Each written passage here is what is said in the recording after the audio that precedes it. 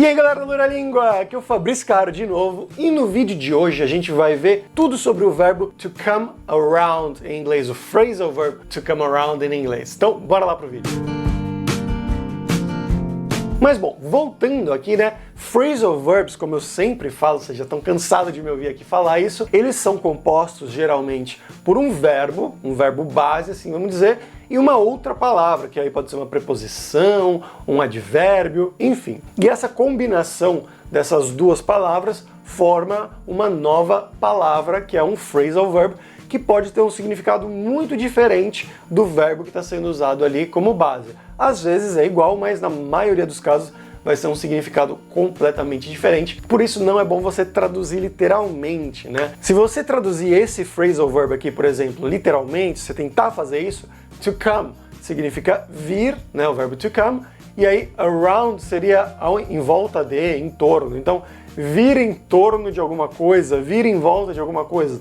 Não faz o menor sentido isso em português, né? Mas por isso a gente vai ver aqui todos os significados diferentes desse phrasal verb. Os principais são 4. E uma última coisa é que esse phrasal verb ele é um pouco diferente no inglês americano e no inglês britânico. No inglês americano seria exatamente assim, to come around, mas no inglês britânico seria simplesmente to come round, né? A palavra não seria around, mas só round, sem a letra A ali no começo, mas os dois são compreensíveis e os dois são corretos. Mas bom, o primeiro sentido que a gente vai ver aqui é no sentido de alguém veio na sua casa, ou alguém vai vir na sua casa. Então você pode dizer, por exemplo, John came around this morning to talk to me.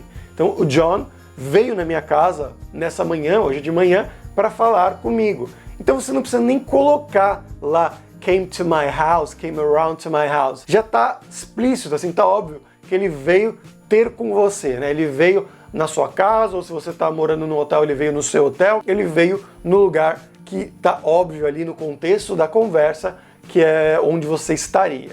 Então aí seria to come around. E o to come over também pode ser usado, é outro phrasal verb, né? To come over também poderia ser usado nesse sentido de vir na sua casa. O segundo sentido desse phrasal verb, to come around, é de você mudar de ideia, né? Você estava com uma ideia fixa, defendendo aquela ideia, e aí, por algum motivo, né, algo aconteceu, ou sei lá o quê, e aí você mudou de ideia, você repensou aquilo, ou você vai repensar aquilo. Então você pode dizer, por exemplo, don't worry, he will come around.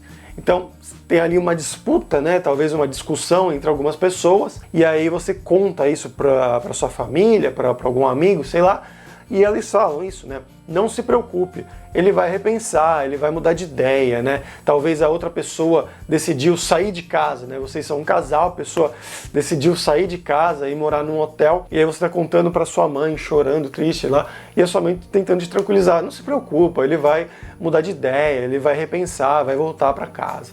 Então esse é o contexto aqui, que não tem nada a ver com o primeiro, né? De vir na casa de alguém. Esse contexto aqui é de você repensar alguma atitude ou mudar de ideia sobre alguma coisa. O terceiro sentido ele é mais tranquilo, mais fácil, que é também algo estar chegando, algo estar vindo, algo acontecer, que essa coisa vai acontecer em breve.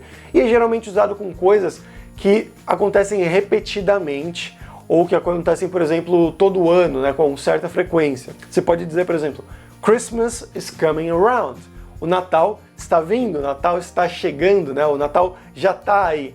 Então é uma coisa que você sabe que acontece com alguma frequência, nesse caso, uma vez por ano, então você pode usar o verbo to come around, phrasal verb to come around, nesse sentido aqui também. E por último, um quarto último sentido aqui, talvez um pouquinho menos usado, porque a frequência de acontecimento dessa coisa não é tão alta, mas é quando você, por exemplo, perde a consciência e você volta a si.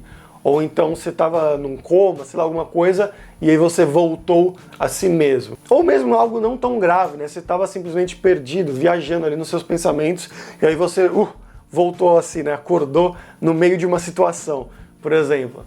Então, nesse sentido, a gente também pode usar o phrasal verb to come around. Como exemplo aqui, a gente pode dizer I don't know what happened, but when I came around, I was lying on the floor.